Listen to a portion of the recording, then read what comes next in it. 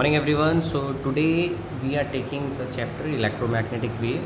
Few of you might be thinking that why we are taking this chapter before AC, because AC is a big chapter and I require that to teach you in the classroom. Okay, that's why I'm taking this small chapter electromagnetic wave, and in this electromagnetic wave the first topic is displacement current. Now before going to displacement current, take an idea of Ampere's circuital law. What was Ampere's circuital law? You remember that the line integral of magnetic field around a closed path is equal to mu naught times the total current threading or passing through this closed path, that is Ampere loop. Yes or no? Now we check out one video before we further proceed. You check out this video in which you are seeing there is a battery in which current is changing, and you are finding that current is there in the outside wire. It's quite fine that current is there in the outside wire, but the problem is there when we check out the current in between the plates of the capacitor. These are the capacitor plates. So what is the problem? Basically problem ये है कि जब हम जहाँ पे wire है उसके surrounding में एम्पेरियन लूप बनाते हैं तो उसके अंदर से आपका कंडक्शन करंट पास हो रहा है जो एम्पेयर ने बोला था, but in between plates of capacitor हमें कोई वायर ही नहीं दिख रही है।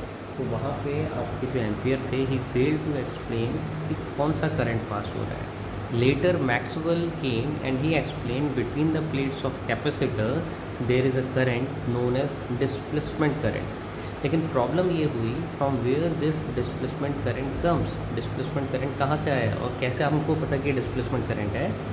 So he gave that explanation. If we keep a magnetic compass needle near the wire, as you are seeing where I have written IC, there is a magnetic compass needle. It shows some deflection, and again it shows some deflection when that needle is kept near the center of the capacitor plates, या फिर near the capacitor plates. Again you can see there, वहाँ पर needle क्या हो रही है?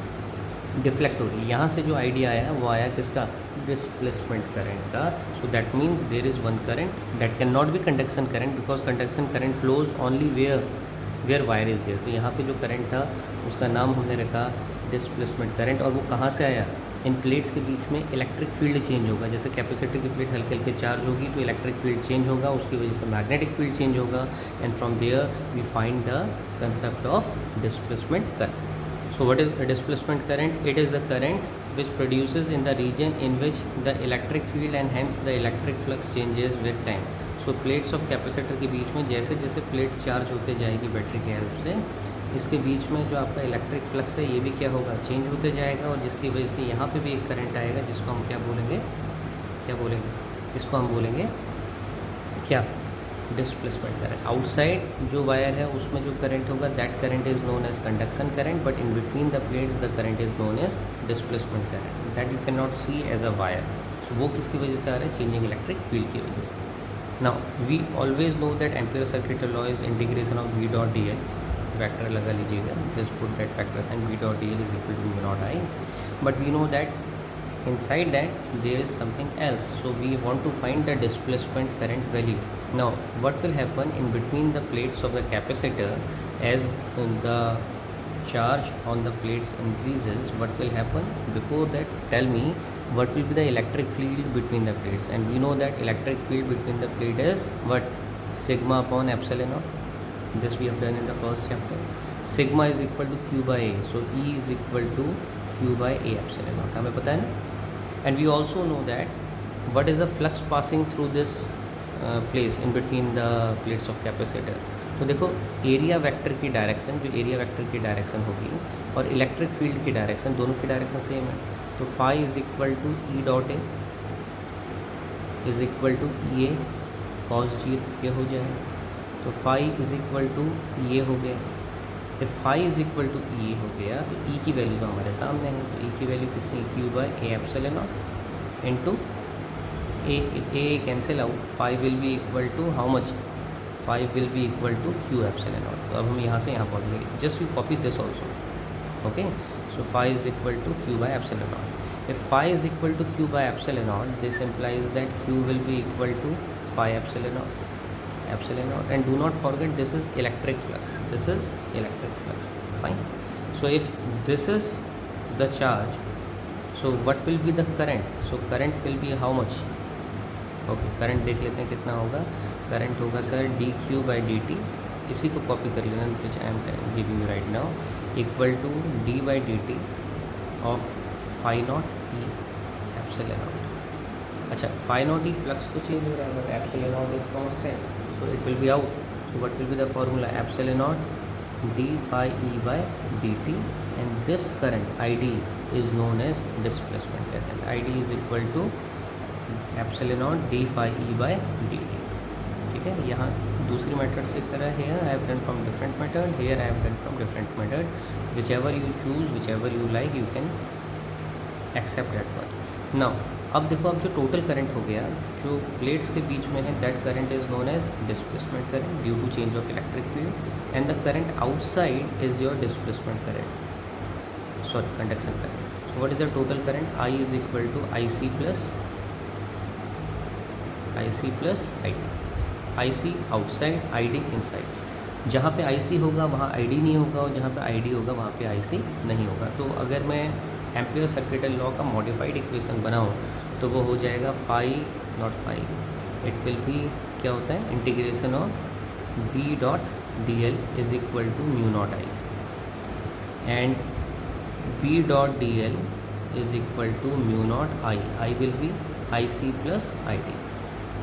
Now integration of B.dl is equal to mu naught IC plus ID कितना होगा? Epsilon naught d phi e/dt.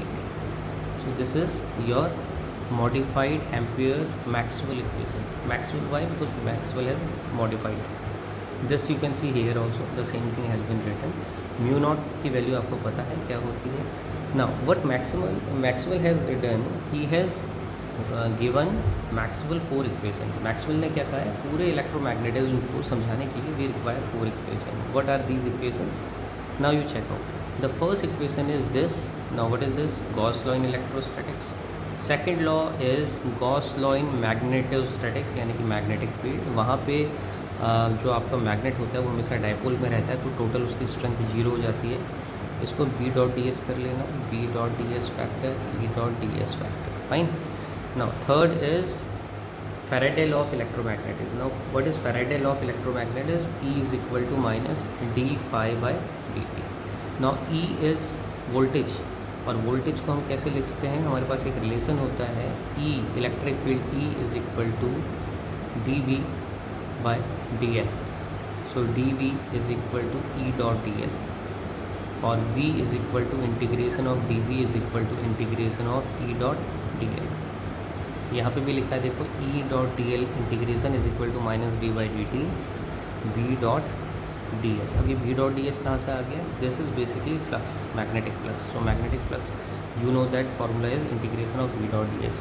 इसका मतलब है जब भी आपका मैग्नेटिक फील्ड चेंज होगा d/dt तो आपका इलेक्ट्रिक फील्ड क्रिएट होगा. वैसे ही जब आपका इलेक्ट्रिक फील्ड चेंज होगा, if you come to this ampere Maxwell law जो भी हमने पहले भी डिराइव करा था, so these are the fourth equation and this is the fourth equation, Ampere Maxwell equation. In this it is clearly written B.dl is equal to mu naught I plus epsilon naught d phi e/dt. ये यही वाला formula. ठीक है, तो जब electric flux change होगा तो magnetic field बनेगा, जब मैग्नेटिक फील्ड चेंज होगा या मैग्नेटिक फ्लक्स चेंज होगा तो इलेक्ट्रिक फील्ड बनेगा. क्लियर हो गया? So these are equations for that. So this was the first part. Now will be doing the second.